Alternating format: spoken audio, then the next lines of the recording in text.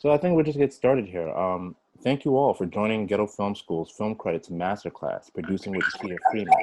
Uh, Film Credits is a virtual learning mini platform coupled with a short film challenge presented by the Ghetto Film School, AT&T, and Warner Media. Learn more about the film challenge at filmcredits.org. I'm Naheem Adio-Kujanya, alumni of the Ghetto Film School, Fellows Class 2007 to 08, and have been working professionally in film, entertainment, and advertising for the past 12 years, and now currently a producer with Media Monks, and also producer of GFS Film Credits, and I'll be the moderator of this masterclass. And before we, jump into the class and hand it over to our most illustrious producer, I want to thank everyone for registering and showing up. It's clear that you want to invest in your betterment.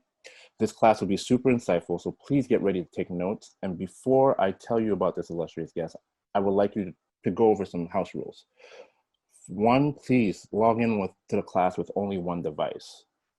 And please keep that device on mute. Please avoid lots of movement in front of your camera or turn it off. And please hold your questions until the end. Now, we're delighted to have for this masterclass be taught by Kia Freeman, who will give us a play-by-play intensive course on producing short projects on all platforms. Kia Freeman is no stranger to television and film production. Kia started her production career at the age of 13 while working with a youth program in New York. Kia graduated with a film degree with a degree in mass communications with a focus in television production from Delaware State University. And shortly after graduating college, she moved to Washington, D.C. and launched Freeman TV and Films with Gregory Freeman in 2006. Kia's company eventually launched their own creative arm and produced 3 feature films. Secrets, directed by Juwan Lee, starring Denise Lawton, Denise Boutte, Tobias Trevelyan, which premiered on BET in 2017. Sinners Wanted in 2018, directed by Jimmy and Joshua Jenkins, a faith-based film starring Lamont Rucker and Clifton Powell, which premiered on TV One in April 2020. And most recently, All In, directed by Ibrahim Villa, starring Lil Mama, Elise Neal, and Jim Jones, which won Best Narrative Award at the 2019 American Black Film Festival and aired on BET in July 2020. Kia also founded Producing the Dream in 2018, a community partner of the GFS Film Credits Program, and an educational content creation program. With hands-on intensive workshops and virtual conferences, Producing the Dream covered the nuts and bolts of film producing by teaching the key elements of producing for film and television. Kia is passionate about teaching and sharing her journey with participants, and the goal of the program is to equip students with tools necessary to be successful film and television producers, and in addition, help students produce their dreams while maintaining a work-life balance. All super important in the mental headspace of a producer. Kia, just working with her, I can tell you right now, she's hands down one of the best producers I've definitely worked side by side with. And I would love to have Kia extend her time and wisdom and years of experience for this masterclass. We're excited to get started. How are you, Kia? Hi, Naeem. I'm doing well. And hi, everybody. Thank you so much for joining. I see some new faces. I see some familiar faces. Hey, Stefan. Hey, Sharice. Thank you so much for that introduction and letting everybody know about my experience over the years. It has been an amazing journey. And, that last sentence about work-life balance is super important to me. So we'll talk about producing, but I'll also just talk about, like you said, the mental space and what it takes to be a producer. Right on. We were looking forward to it. And as a producer myself, obviously mental space is the key number one thing. If you're not in the right headspace for the game, you're going to make mistakes. You got to think of everything to make sure that a production gets through the goal line. And it's going to be hard when you're mentally preoccupied. Kia, let us know, where do we start? What do producers need to start thinking about? What do you tell producers who are just getting started? Yeah, so I talk to different producers that work on a variety of levels of projects. So it could be a sense of working on a small project with a small crew of 2 to 3 people, where you might be producing a public service announcement, all the way up to my experience of producing a feature film where you have over 60 people on your crew or more in terms of cast and crew. So for me, I like to start off by just really getting people to understand what a producer is. And for me, I say a producer is a dream maker, because we take a vision where someone presents to us and we package that vision with all of the tools and the people necessary to make it happen. It's a complete team effort. So it's extremely important as a producer to, number one, build a strong team over the years that you're doing your production. So if you start off small and you're working with an individual that is good with camera work, that could be someone that you continue to grow with that can become a director of photography for your feature film. But it's extremely important as a producer to build your team. And what you do as a producer is it ranges. Pretty much you are either working for a production company or you're working independently. And what we do is we are in charge of planning and coordinating all of the different elements that go into a production, such as the script, coordinating the writing and overseeing that, dealing with the director and hiring the director for your production, coming up with the concept and developing that. Or obviously, if you have a script, you're working along with the script writer to develop it even more so that it works within the particular budget. And if you're working on a feature film, it's going to deal with arranging the financing and how you spend that money. So a lot of what we do deals with supervising the pre-production, which I'll go into more detail what that actually is, production, post-production, and then the different stages of filmmaking, which is now going to be distribution once you have that post-production complete. As a producer, we typically manage the logistics and the business elements and aspects of a production. You also can have a creative hat. For me, I am a person that kind of works both sides of my brain. That's why I love producing, because a good part of me is creative and I enjoy all of the creative elements that go into a production, but then I can completely turn that off and go over to the business side where I'm looking at the numbers and trying to understand what the timing is when we're shooting a film, or what the scheduling is, if there are any adjustments in the schedule, and how we will adjust to work accordingly for our budget. So that is what I look at as like a dream maker. We pull all of the pieces together and we make it happen.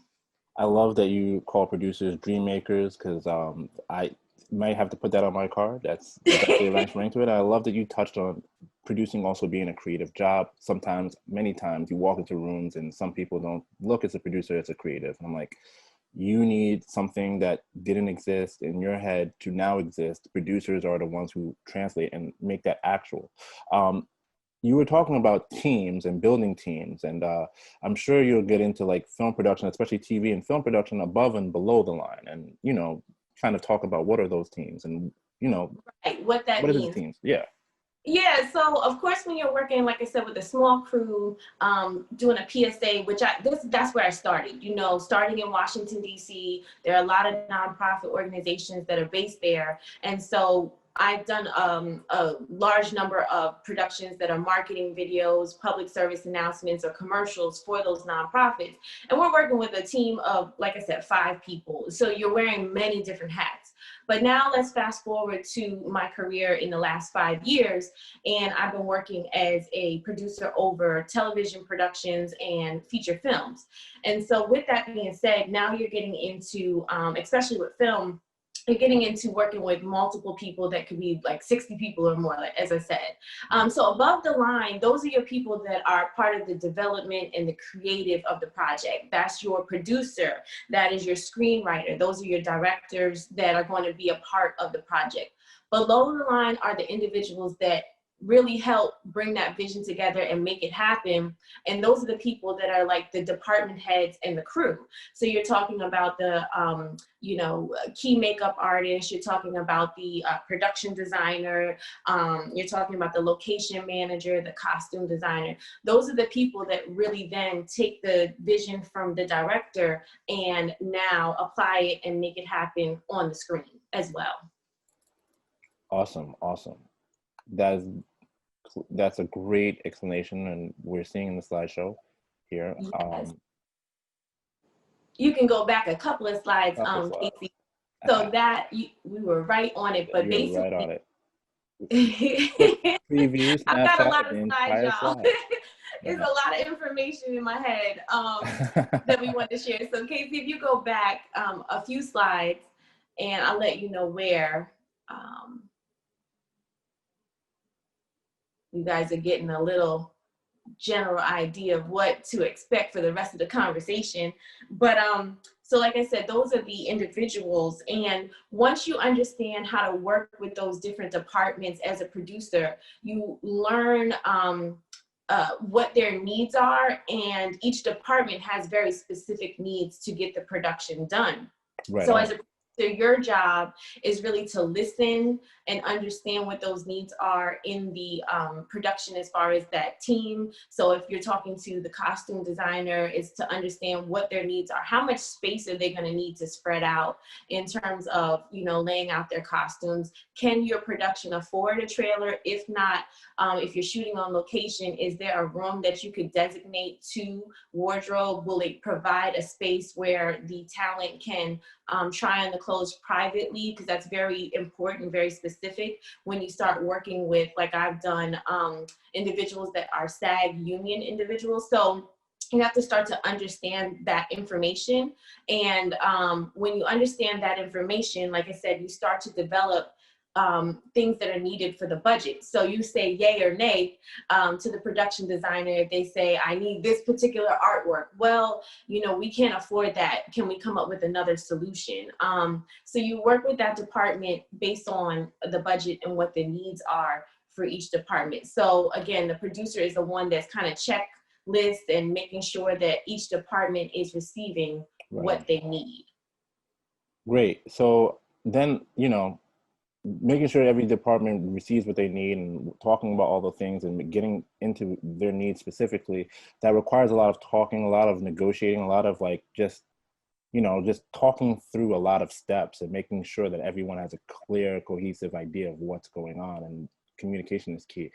And I'm sure that, as I mentioned in the communication, negotiation is a lot of that. So yes, sure, you can definitely do negotiation and being an art. Negotiation is an art. And so what we could talk about is like kind of just taking you through the pre-production stage and where we start. So let's say we're at a phase where you already have the funds to begin your production. So development has already happened. You've now secured your financing for the project. Now we're going into pre-production. And during that pre-production phase, you have the use of your relationships as a producer, whether it is hiring the crew, and let's say we're doing a production where it's a non-union, because when you're working with union, that's a whole nother beast. I can teach that, but I don't have enough time to teach that today and what their costs are. But I will say when you're working with union, the bottom line is they have a minimum that they have to be paid. And there's certain fees that go on top of their daily rate. So fringes and things of that nature. But if we're working with a non-union crew, which might be most of the individuals that are here, you know, checking in and looking at this master class, you're gonna then negotiate with the individuals that you're going to hire, because you know what your budget is, and let's say their daily rate is normally $500, but you'll have to communicate in such a way to get them to understand what the benefit is of being a part of your production if you can only pay them $300 a day. Right. And number one, what you see a lot of times during, or what you see a lot of times with production teams, is that a lot of the same people end up working together on multiple productions. You're like, okay, why is this always the same crew? Because people like to work with individuals that they trust, and they like to work with people that they enjoy working with. So even if they normally get paid a higher rate, if they really enjoy working with you and they believe in the future of developing more productions with you, they'll work with you on coming down on that rate. So during pre-production, you're dealing with hiring the different team members in each department, especially the department heads. Those department heads then hire who they want to kind of work under them.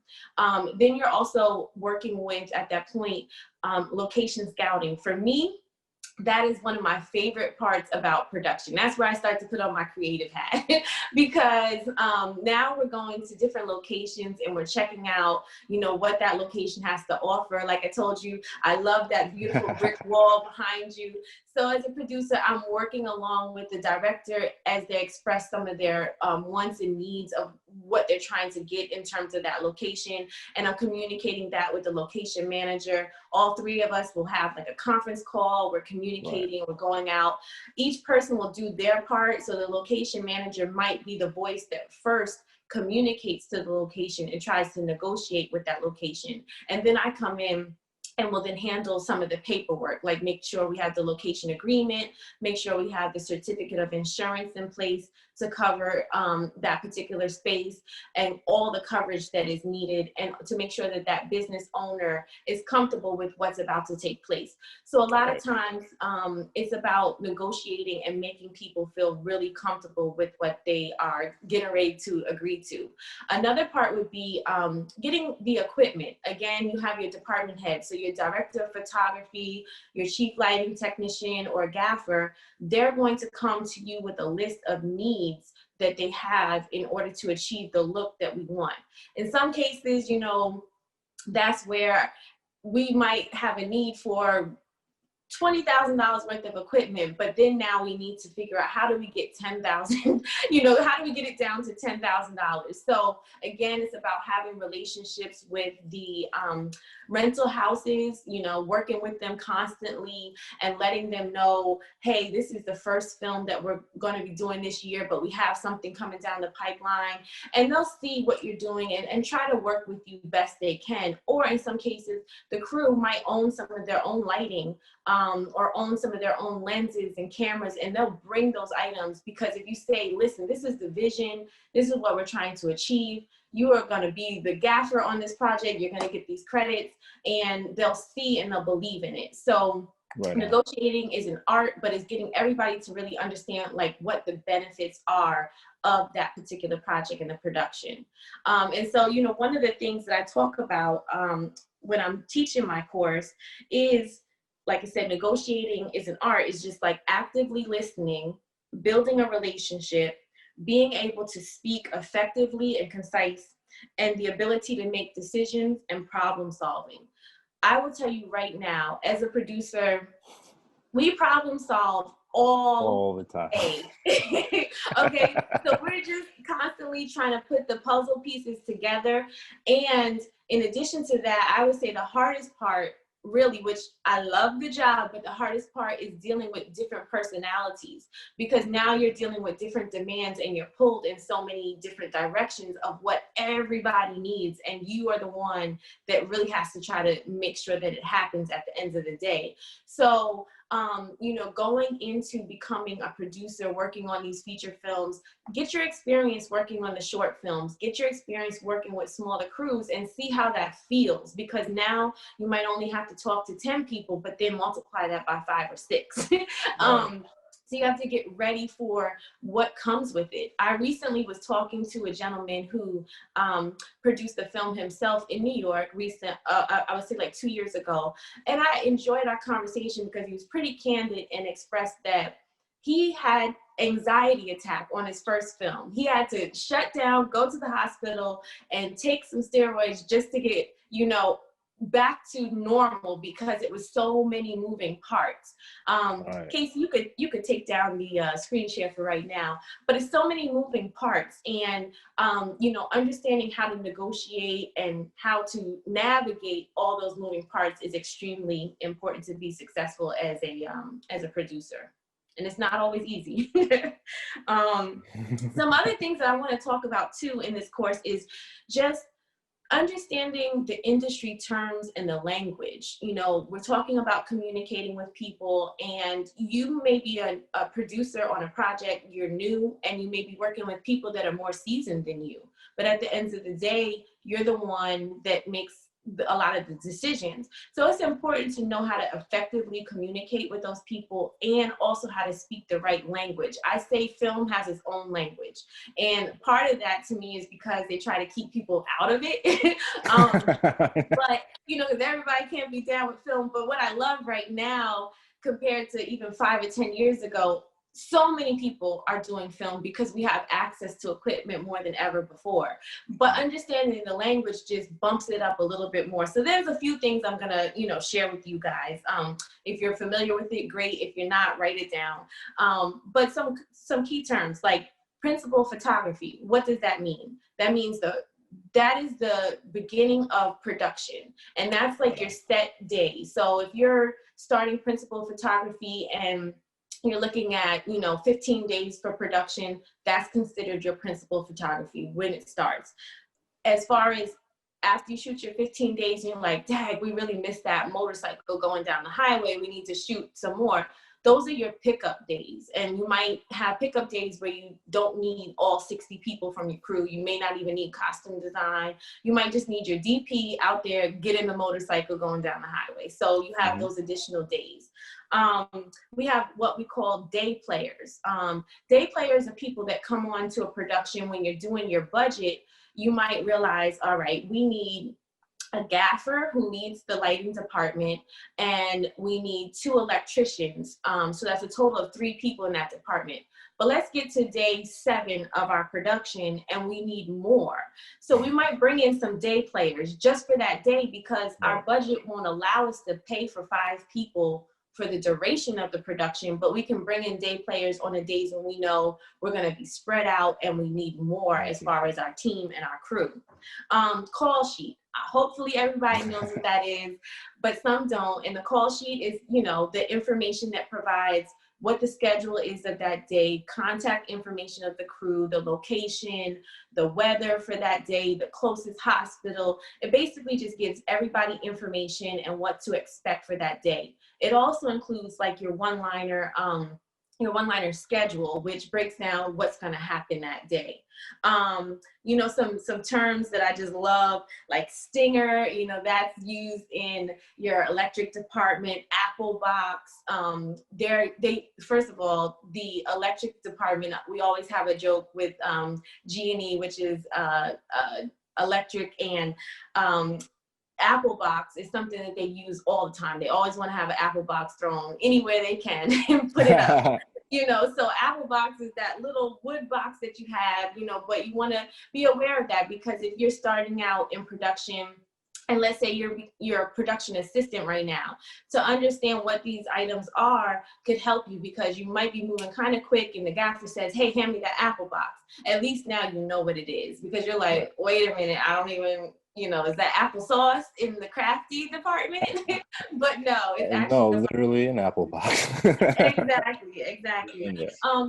And then craft services. Craft services is everybody's favorite space and area because it's food. I will tell you this, as a producer, one of the best things that you could do is feed your team very well. Okay, for whatever reason, people will work for, and I'm not saying that they do, but people will take a pay cut just so they can have the best dinner for that day. So understand that food, definitely keeps people happy. And so you have your caterer, which provides like the actual meal. And then you have your crafty, which is your craft services. Those are things that kind of get you throughout the day, whether they're tangerines or they're nuts or it's juice or, fruit snacks that keep people happy throughout the day where they can just constantly go to the table and pick up these items. One of the things that I do is I speak to the crew in advance and I ask them, what do you like to eat? Because I don't want to go out and spend hundreds of dollars on items and snacks and nobody eats it. I've done that before. Right. And I'm like, you guys don't like these cookies? They're like my favorite cookie. You can take the screen share down, Casey. But I'm like, these are my favorite cookies. And then they're left on the table by the end of the day. I guess I'm the only one that likes social teas out here. But as far as it's concerned, keep your crew really happy with food and understanding, what you can do with that. Video village is another term, that's the area where you'll find the producers, the executive producers, the director off to the side, paying attention to the monitor, looking at what is happening, actually on the set. So, if you're a production assistant and they're like, go over to video village, now you know where their area is. And it's usually kind of very obvious what, A lot to yeah, monitor, and all the yeah, above the line people. The vocabulary, let's exactly. hope we're All the keeping up above the everyone. line people, you know, the people kind of either, if it's me, I might have a smile, or someone with like a serious face, you know, that's where you are. The martini shot, you know, that's a term. It's not that they're about to get lit on set or anything like that. Don't get super excited, but you know, like that's the shot at the end of the day where, you know, they're getting ready to call, you know, the last shot or whatever. Yeah. And some other terms, you know, I've got lots of them, but some other terms like blocking, you're going to see, you know, I think, again, if you're a production assistant or you're looking to become a producer, it's important to just understand all of the departments and work it and speak, and, you know, don't think that you don't connect with what's happening in those departments, so that when you see these things coming together, you understand why it's important to do certain things. So blocking is a term that's used, you know, with the director, the DP, and the gaffer when they're trying to figure out, and the talent, where they're trying to figure out where they're going to use that space in the room. But the reason why that's important is because as a producer, you want to schedule things like a tech scout. And so the tech scout is where you're able to get the technical crew and all the department heads to come out and see the space, take notes, and make suggestions. And during that time, you can eliminate a lot of extra overtime that happens during production if you plan ahead. Exactly. So, you know, there's different films. I think there's one film that I remember. It's called A Boy, a Girl, a Dream. And that was came out a few years ago with Megan Good and Omari, I never get it, Omari Hardwick. But that, it was a one shot. They had one, the whole film, they only had one shot, but they took like, I remember listening to that director, they took like 17 days in pre-production of blocking. So they knew where to place the camera, how to move the camera, because the whole film was shot just one shot. It was not, you know, where you got close-ups or anything. They planned it. So it's really important to plan ahead so that you can be really prepared when it comes time for production. Sweet. So, no, that's some information. That is a lot of information, but yes, like, certainly you know the lingo. This is how you're going to communicate effectively, how you talk to people. Any film set you go to, there's a lot of slang going around, and you just have to pick it up ears, talk about these things and know it. And just to speak to the crafty thing, oh my gosh, like there's definitely on my up and coming days, I've considered productions based on who was the key PA or who was the producers and what kind of crafty they had on the last me on. Like it's a real thing. It's a real thing. Like if you want a peanut butter and jelly sandwich type of guy during the middle of the day, you know, you're like, I'm gonna work with, like you said, that producer, because I know they have peanut butter and jelly. Just that's the snack. But then I also know when they bring that catering, the food is gonna be really good. One key thing when it comes to catering, and this is important because now you're getting into just people, working with people, and time and energy of what goes into a production. Make sure you get food that's not too heavy. Okay, so these are things to think about, because I remember, you know, one of my productions that I did, we had a whole soul food spread, and that was great. I mean, people were happy. But imagine, man, that food coma. You know, imagine going into the production and you know, you just finished eating some candy yams or something like that. Right. You're pretty heavy, and now you're kind of just like, I want to go to sleep. You want to go to sleep. You know, you're not gonna be very, you know, spring to your step is gone. Exactly. So those are just some things to think about when you're like in production. But you know, other things as a producer that you want to think about too, I should have kind of started here, but we'll go back a little bit, is to think about how you're structuring your business, right, and what you're doing as a company. So a lot of times we think about the creative aspects of production, and we don't have the business mindset set up of what the needs are for production. So for example, each film that we do, we set up an LLC for that film. It's its own entity. So yes, I have Freeman TV and Films, or whoever I'm working with that might be the production company that I'm co-producing with. they have their own company, but at the same time, you want to set up an entity for each production, because now you're going to have the legal elements that go with just that production. So let's give it a name, Ghetto Film School Production, LLC. Right. That now is going to have its own bank account. So it's important to understand, the legal aspects that go into the agreements. So any deal memos that you have with your crew, and a deal memo is basically the agreement that you have with your crew, or any contracts that you have with your above the line people, with your writer, with your director of photography. Those people, you're gonna have, or your editor, you're gonna have specific contracts with them. Right. And it's gonna say Ghetto Film School Production LLC. And you're going to then, like I said, set up your accounting. So it has its own bank account, because now the goal is always to make some money off of your production. You're going to keep your financing in that bank account, and you spend it down. You're going to watch it on a regular basis and see what's being spent on a daily basis. Keep your receipts and keep order of everything with the production. You're going to use the company card for it. But at the end of the day, once you get to distribution or licensing, that contract from your network is going to be with Ghetto Film School Production LLC. It's not going to be with Naeem LLC or Kia LLC or whatever company we had coming in. It's going to be with that particular that particular film, because that's how you kind of keep order of your accounts. And then, like I said, that personnel, when you're looking at things like insurance, you have to deal with workers' comp. And you want to make sure that that covers that production and that LLC. So you don't want any lawsuits to go to your parent company. You want it to, if you do have you don't want any lawsuits, first of all, but if you do have any insurance liabilities or lawsuits, it's going to go specifically to that LLC and how it's set up.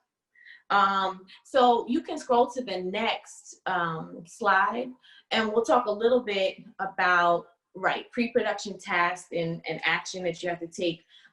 We talked a little bit just now about the legal information. I would say definitely, refer to a business lawyer that is familiar with entertainment or familiar with film to help you set up your company, to make sure you're doing it correctly with your LLC. Then once you get to that point, we have the different elements of a script breakdown.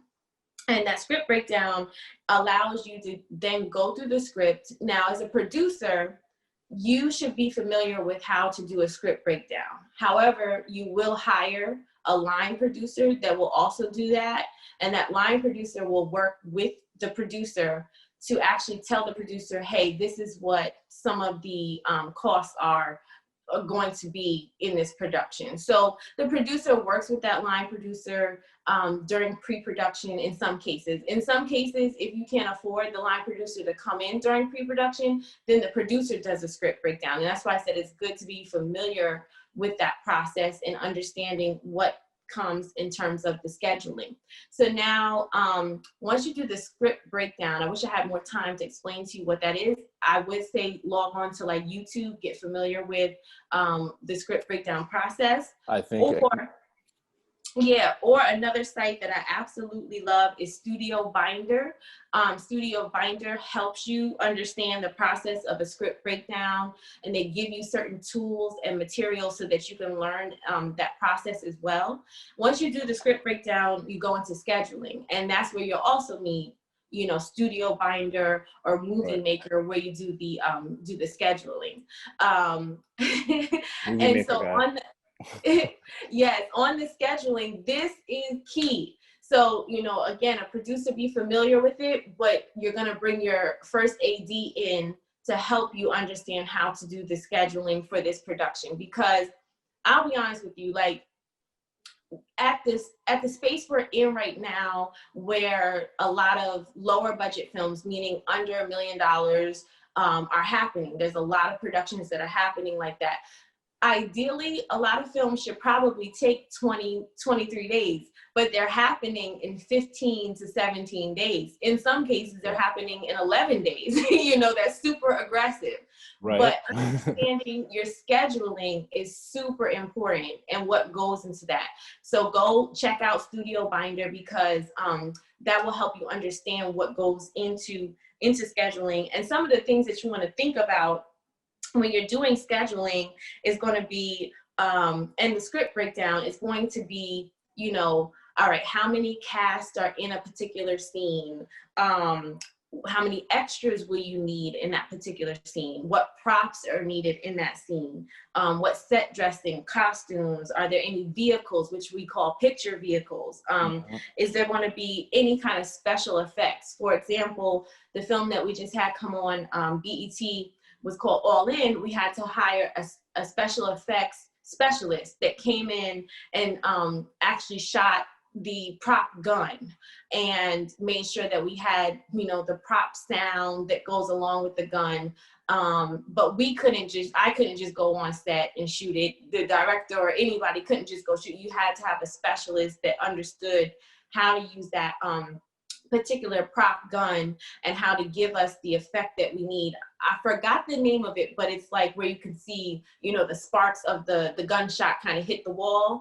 And they provide those sparks and they provide the sound to make sure it's there. So it looks really real when you're watching it on film. And so after the script breakdown and then the scheduling, now you're able to see, okay, it's going to take us 16 days to shoot it. Now you start to go into budgeting. And when you're doing your budgeting, you're looking at all elements of what is needed. And a lot of times, new producers, where they run into some issues is understanding things, the unexpected. That is definitely going to happen. There's definitely going to be problems. Like we said earlier, problem solving is what we do. So there's definitely going to be problems, and you have to make sure you look to your budget and set aside a contingency. Oh, why aren't we wearing this? I'm sorry. Save all questions to the end. I'm kidding. You make sure you have like a contingency for any type of problems, and just be prepared that daily you're checking your budget and you're like, okay, we spent, you know, X amount of dollars. We have X amount of dollars remaining in our bank account, and just kind of constantly looking at what's happening, because that budget is always moving around. You might get to day 10 out of 16 and realize that, all right, we have to cut a scene or we have to cut something because we don't have enough to cover, you know, day 16. We need to end this at day 15. So you're paying attention to those things. And some things that I would say to look at when you're budgeting that are overlooked. Number one, we talked about food. Budget a good amount for your food. Security, if you need security, depending where you're filming and what that's going to require. If you can't afford security, see if you can get, you know, some buy-in from the police in that community. On our film All In, I happen to have an aunt that is a sergeant at a district in Washington, D.C., and where we were filming, we did have security, but I was able to make sure we just had extra presence of police officers just coming on set and checking up on us, because it was an urban film, and we were in some areas that, you know, and not to say urban only areas are where you have challenges, because you need security and police anywhere. But, you know, we knew that there was going to be like high population in some of the areas that we were filming, and we wanted to make sure that we didn't run into any challenges with the community where we were filming. So we had support from the police officers there, and they came around. Sometimes they were trying to be in the film. So, you know, you can negotiate and talk to people in that way just to get the community to buy in and make sure everybody is comfortable. Some other things that you want to consider when you're doing your budget is going to be things like transportation. You're already going to think about locations and cast and wardrobe, but sometimes you forget as a new producer, like transportation is something that I really need to think about. How are we getting the talent back and forth from set? Some things that are also to be aware of is if you're working with SAG. actors. So my first feature film, it was with SAG actors. And so there are particular rules and regulations and minimums that you have to cover when you're dealing with the SAG actors. So for example, you have to fly out your talent at a minimum on a business class. So you're thinking, oh, all right, I'm gonna have my talent come in from Los Angeles. I'll fly them in on Spirit because that says $300. Well, guess what? You have to make sure you get them, if you do have them on Spirit, as far as your business class Spirit, you know, or you have to make sure that when you're talking with your talent, a lot of times their management will say, only my talent only flies a specific airline. So now where you thought you had a flight for 500, you're looking at a flight now for 1,100. So you have to be prepared for those types of things and be very clear and upfront, you know, as far as what you're putting in your planning, in your budget. But again, go to Studio Binder. They help you through all the different categories. Movie Magic is a great one for scheduling and budgeting as well. I think there's more of like a fee for the Movie Magic upfront. Studio Binder, I think you can pay like a monthly subscription for it. So it just depends on what your budget is on how you do that. But it's a lot of free information to learn those two areas. So now we go into paperwork. Okay. Now we go into paperwork that is needed for your production. Some of the paperwork will be your location agreements, your deal memos. You have art material agreements. So if you are an independent filmmaker and you know artists that want to put their artwork in your film because you know you can't put Picasso in your film because you don't have the rights to it.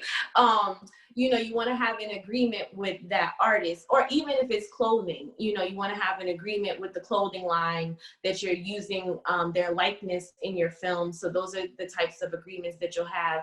You'll have your contracts for your editor, for your DP. Those are a little bit more detailed and extensive than your deal memos, but you want to make sure, and definitely insurance, you know, the process of learning how to do your insurance. That's important. I always push insurance to people. Sometimes people want to go around without getting insurance, especially if you're working like on a shorter production, which I understand. But if you can, look to get that insurance, even if it's a week-long insurance that covers your production. And let's say it's $700 for that week. It's important to get it. It just helps you kind of breathe. Let me see. I see some questions coming through. I don't know. We'll certainly get to that. That's a very good question, and we'll definitely raise it for the end.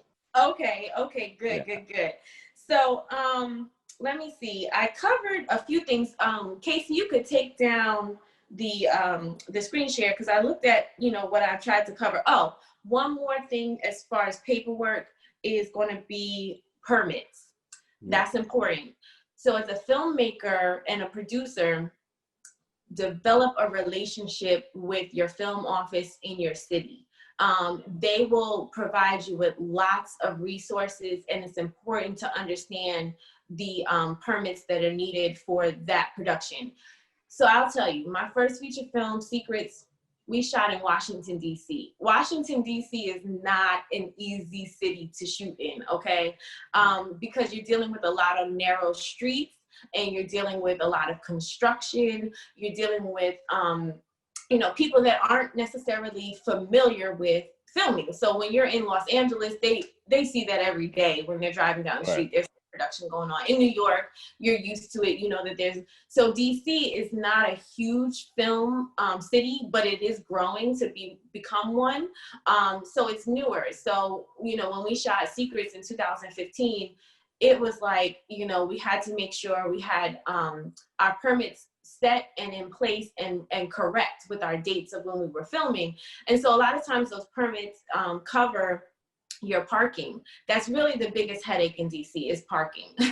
So I had my car towed. God, I'm sorry. You know, so now, again, when you're talking about budgets, You have to be prepared for if anybody gets a ticket or gets their car towed, you might have to set aside $1,000 for those types of miscellaneous things. But I moved Petty my cash. car.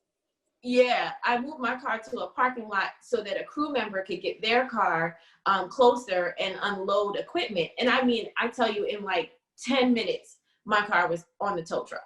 So you have to know your city, and you make sure you have your signs up, and make sure your those signs cover the dates that you want, where you can post them on, you know, the meters or a tree, to just make sure that, hey, these 10 parking spots are for crew and they're covered. So, you know, make sure you understand the permits. But beyond that, going to the film office, you'll learn about what they offer as far as like incentives, the resources of crew that they may have, and just the relationships with locations and so forth. So it's definitely important to develop that relationship as well.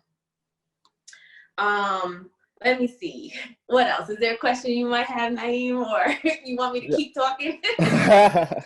No, I think you did a very, just, that was super clutch, just how you talked about all these things, especially script breakdowns, because you need that. That's going to be your rubric for how you're going to put together your film. When you break down the script and you line it out and you look at it, you know, you take a script and now it becomes like a chessboard, and you're like, this piece and that piece costs that much, and this costs this much time, and that costs that much. Like, you kind of can't go anywhere without the script breakdown and going through all those necessary steps, paperwork, like permits, insurance, these things you can't really work around. You just have to, you know, from the script breakdown, all those things trickle out.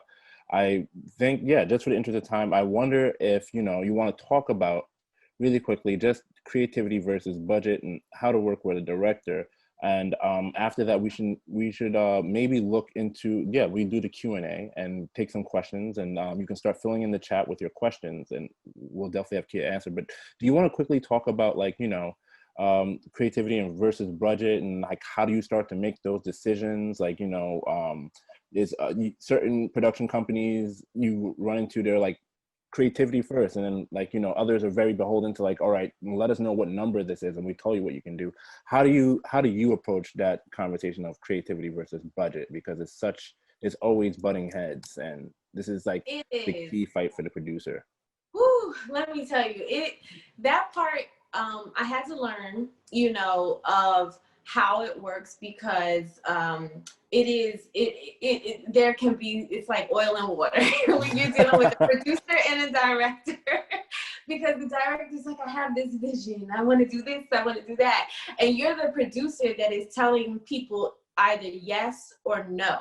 So you know, at the end of the day, when you're saying no, of course, when you say yes, so I love this producer, whatever. Okay. But when you say no, you know, you do run into that conflict. And so what you have to do is kind of, if you say no, it's about trying to help that director with the vision that they want, but help them creatively get to that vision. So one thing to think about a lot of times, especially with the use of all of our different tools, whether it's an iPad, a phone, a laptop, or a TV, when you're using that in a film, you have where you might need to go in post-production and do the graphics after the fact, because you're not going to actually have that text message come in live while you're filming, because it may not come up exactly the right time, or you may not have that specific TV show on the television screen. So you have to then go into post-production and do that. So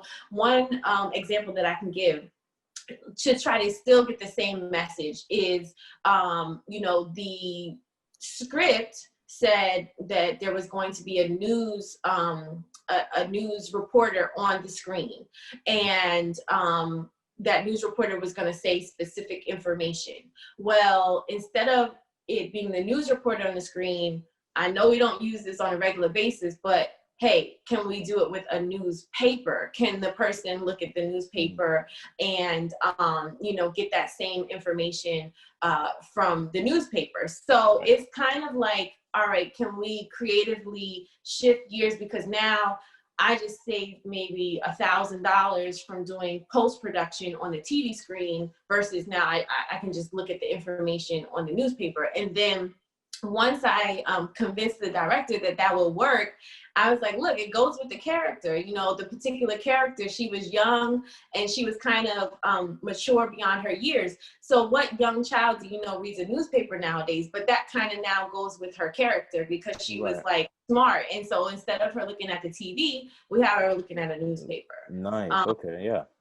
Yeah, so it's just like finding ways to be creative and also finding ways to deal with those personalities because you know, you have to kind of figure out how to make the director feel comfortable with the no and now be creative with the solution and agree with that. So it took some time for me to understand how much I had to listen to, you know, the director, because at the end of the day, I knew what the numbers were in my head, and you don't want to always bombard the director with, oh, that's gonna run us over the budget. But at first I was kind of like that, you know, but now I understand that you have to adjust and you really have to listen to what your people are saying and try to navigate and come with some solutions.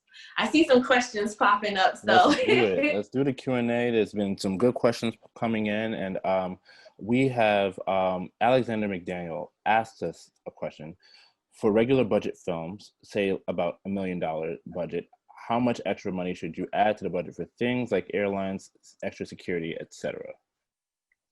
Well, I wouldn't necessarily, you know, if you have $1 million budget, you would include that in there. So I don't know if it would be considered extra because that's your budget. So what you have to do is figure out, you know, all right, where is my talent coming from? And where are they flying to? What time of the year is it going to be? So you can kind of gauge, like, the flights might be higher in January than they are in August in certain parts of the country.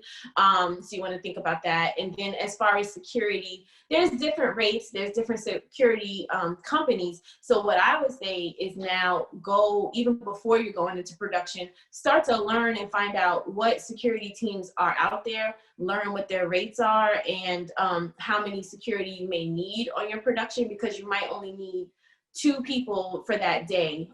Some days you might need 5, because if you're dealing with a large crowd, a large area, you have to consider that. And that's something that you could talk to the security team with, and they'll help you understand what the plan would be. It's just kind of like if you were throwing a concert or an event and that security team knows, all right, if it's going to be 1,000 people or 100 people, this is how many security you would need to cover, you know, that amount of people. So you want to include transportation and security in that $1 million. And I'll tell you now, $1 million nowadays is a great budget. And you can make that happen. So don't worry. If you've got $1 million, call me. You can make that happen and you can fit in those flights. One thing I would say though is to consider how many cast members you're going to have coming to fly in, because now you have lodging, you have per diem. So you might only be able to afford 3 cast members that come from out of town. The rest you need to find local. And you need to push for that local talent. So, you know, when you look at your budget, that's something to consider, because when they come from out of town, you don't just only pay for flight, you start to pay for a lot more. Great. Great answer. Thank you so much. And yeah, definitely want to piggyback. Just like, $1 million go really far these days, especially in New York or the 3rd area, which would be everywhere outside of LA and New York. $1 million may not stretch as much in LA, but like if you shot your $1 million movie in the 3rd area in New York, that's a good budget. We have from Eddie Liriano. Do you have any advice for bypassing production companies that don't accept unsolicited material? I'm currently producing my first feature and I have a notable talent attached and partial funding in place, which I thought would make getting the rest of the funding a piece of cake. But I have a hard time just getting my query read without representation. Okay.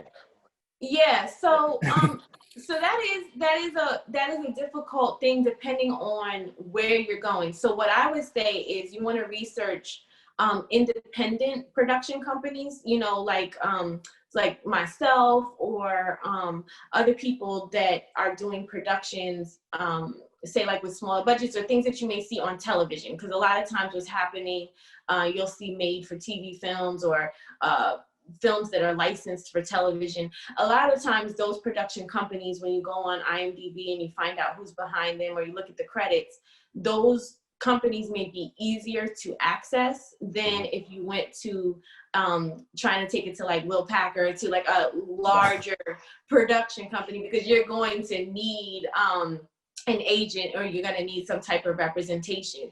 Now, if you want to take it to those larger production companies and you need an agent, so now this is where you need to start to find out, okay, where can I find an agent, and how can I be connected with them, or how can I find a lawyer and be connected with them? Because you will find in some cases, you'd be surprised, if people connect with your story and they like your idea and they like you, then they will look to represent you in certain ways as a producer, and they might do that without a fee up front.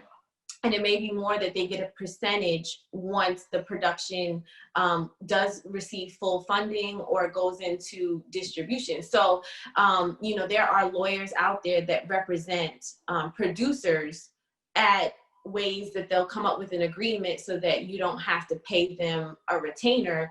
More, they're representing you when you bring a project in, because they see this producer is talented, they have some longevity. If we get in with them now as they grow, we know that we're going to get a piece of the pie as they continue to do more work. Amazing. The great answer. And that's definitely the way you want to think about it. And just to provide a little context, production companies and large and small easily get into trouble when they start to read unsolicited scripts. So you want to avoid sending unsolicited scripts. Send synopsis and something, just tease the script before sending it, because that's an easy way for it to not be read at all. Yeah, what I do, like when people say they want to send me a script, I have a submission material form, just like a TV network or like other production companies, and I have that person sign the form, and in it is a brief description of what the project is, because I might have just read a script that is very similar to yours. So, you know, that's what Naeem is talking about, is to make sure I don't get in trouble of reading the script and producing producer number A and their production. Now you came to me with producer number B with a similar script, and you're like, wait a minute, she stole my idea. No, I make it really clear in my agreement that I could be reading something similar. And, you know, I'm pretty transparent to let people know, even if they describe to me what like you said, a synopsis, describe to me if it's about a specific topic, hey, listen, I'm already reading something that's similar to that. I don't know if you want to send it to me, but I just want you to know that I'm already looking at something similar to that. And then they can make the decision, sign the agreement, and then send their work. Great. I have a question from Jacqueline. What can producers do on set so that they're working less in the capacity of a PA and more like an ATL member? I feel some producers are prone to prepping really well and then don't know what to do on set, especially if there is more than one producer.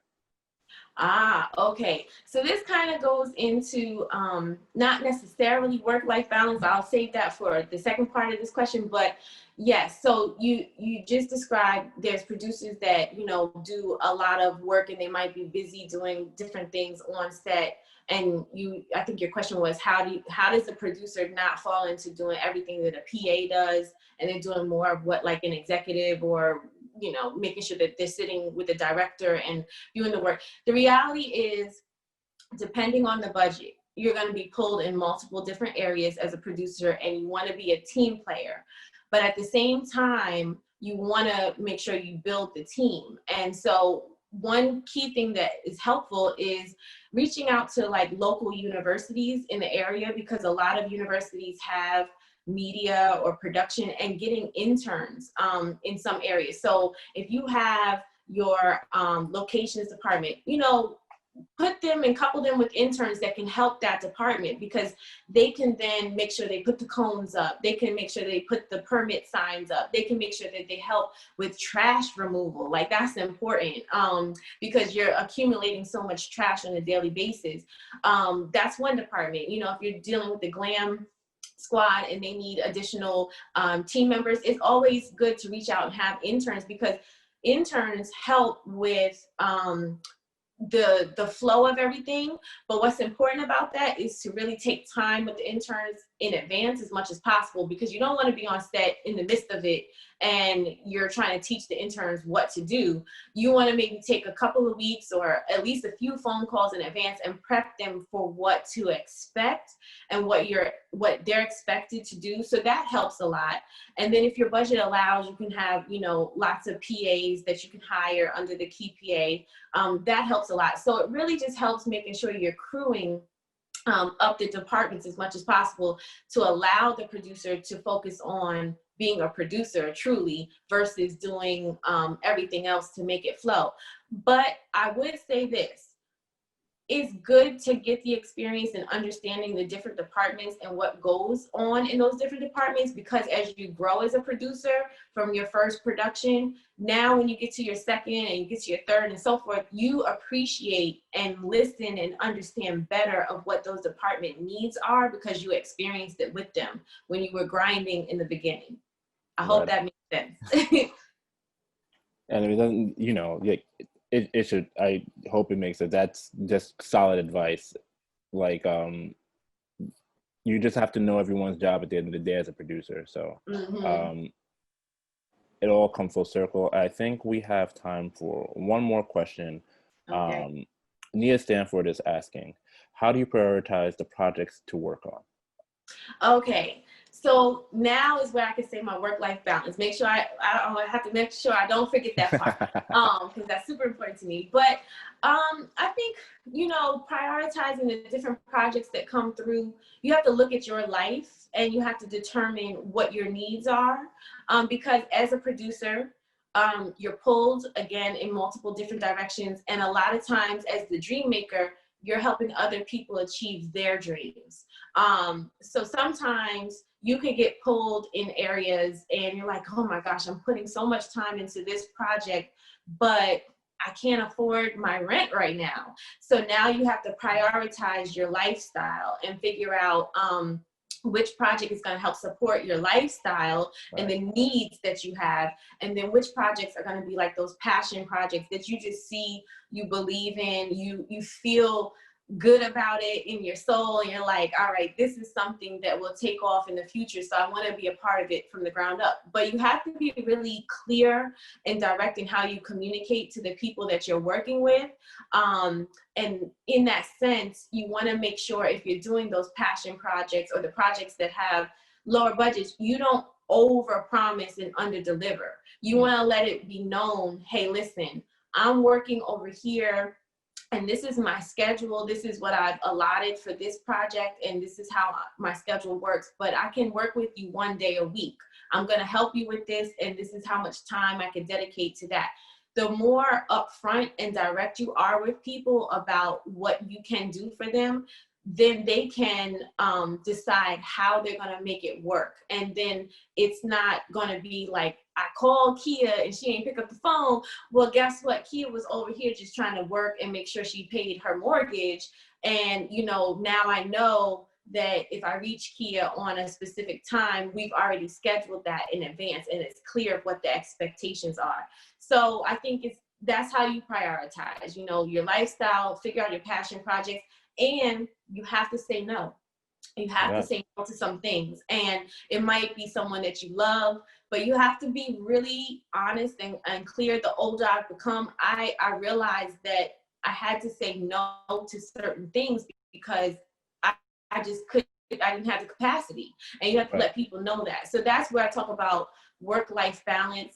So one of the things that I promote as a producer when I'm doing like producing the dream workshops or intensive groups and things is that I try to incorporate in my workshops. You'd be surprised. Like I launched Producing the Dream in 2018 at Morgan State University, and we started each class with yoga, with Zumba, Zumba, yoga, journaling, meditating, because these are things that I believe in that make you a better person.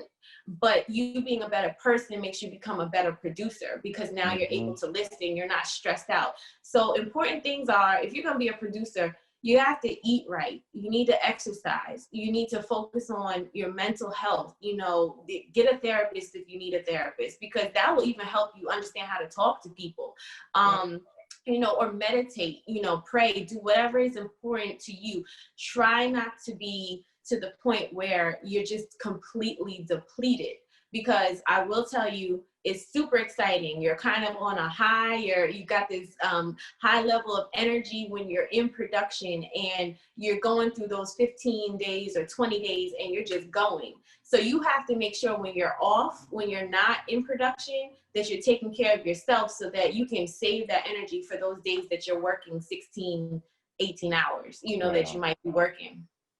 That's like the most amazing answer to that question, Kia. It's producing is seriously entrepreneurial, and you have to feel good in order to perform well and as a producer. Kia, thank you for this hour and then some. Like, everyone here is definitely walking away with a little bit more knowledge.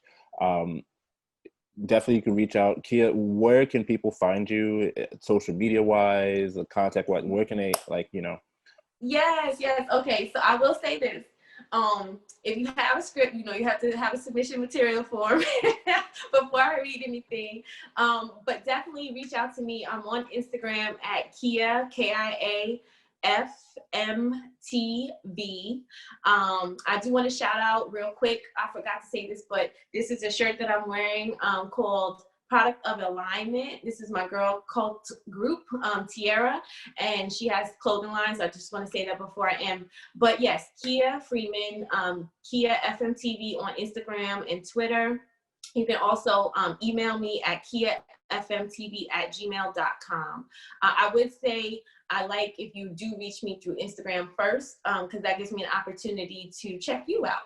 I like to, if you have a private page, I may or may not, you know, respond, because I like to know who I'm working with and who you are, and do a little bit of my research too before I commit to working with, you know, certain people. Awesome, amazing. That's, you know, thank you for this hour. Thank you for this masterclass with GFS Film Credits. And Alexander. They asked for the Instagram. I could change my name. Hold on, let me see. I should have named it there the first time. Hold on. Kia FMTV. See if you see that now. Okay, there you go. Sweet. Thank you, Rudy. Everyone. Oh, hey, Rudy. She's checking in from Amsterdam. Oh, word! Wow. It's like it's past midnight over there. This is how far-reaching the value of this class is going. Yes. All right. Now, before we hang up, is there a way to get a picture with everybody? Casey, is there? Oh, there is. If you want to turn on your camera and be a part of this picture, that'll be a fun opportunity. You can press gallery view and just take a picture of everybody if you want.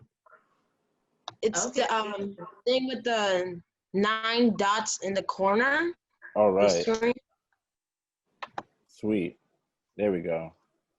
All right, so everybody, let us know, Casey, when you're ready to take the picture.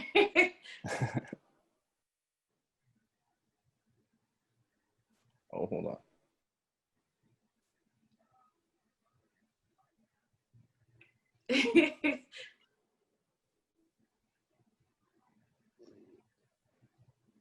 All right. All right. I think we got it. I think we got it. We got it, Casey? I think so. Everyone, thank you for being a part of this. This was the Masterclass series by Ghetto Film School's Film Credits, the program. Tune in tomorrow, 11 a.m. We have Amir Lewis, renowned editor, has done a lot of great films, including Slam, and he also, he's working on a few documentaries. We might be able to watch him do some editing live. That's tomorrow at 11 a.m. Eastern Daylight Time, and then 6 p.m. Eastern Daylight Time on Friday, we'll be sitting with Chude and Chike, who will be teaching a class on directing. So we hope to see you for these next master classes. Stay tuned at Ghetto Film School on Instagram. Follow us on social media. Thank you for tuning in. My name is Naeem. You all have a great rest of your night. Thank you.